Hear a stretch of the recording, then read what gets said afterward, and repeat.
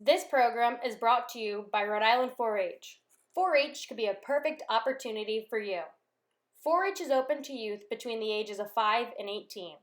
4-H is a leader in youth development, and we offer numerous learning activities through hands-on opportunities. Our motto is to make the best better.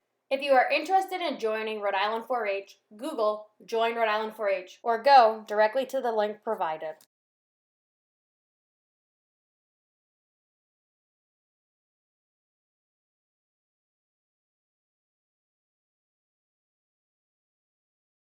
To make your ice cream base, in a small bowl, mix 2 cups of whole milk, as well as your half a cup of sugar and a tablespoon of vanilla extract. After adding all of your ingredients, you will want to stir this mixture well with either a whisk or a spoon so that the majority of the sugar is dissolved in the liquid. In your small quart bag, we recommend adding half a cup of your ice cream base at a time for best freezing results.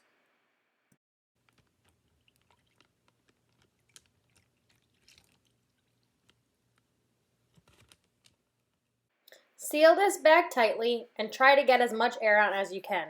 If you would like, you can put this bag in an additional quart bag to prevent any spills or leakage. In your large gallon bag, you'll want to add some ice as well as your 8 tablespoons of salt. You will want to mix this around so that the salt can cover all of the ice. We will now take our small quart bag and place it into our gallon bag. You are going to want to zip this up and make sure that there's not much air in the bag. You will now shake this. This can take anywhere from 10 to 15 minutes depending on what consistency you are going for. Throughout the shaking, if you check on your ice cream, you'll notice that it's becoming less of a liquid and more solid like ice cream. You can use a towel while shaking the ice cream as well if the ice cream becomes too cold for you. You will notice that your ice is melting. You may need to add additional ice and salt during your shaking to help with the freezing of the ice cream. We'll check on our ice cream now.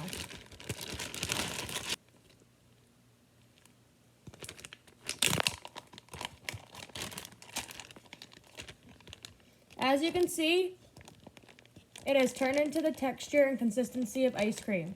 If you're happy with your consistency, you can serve it and eat it now.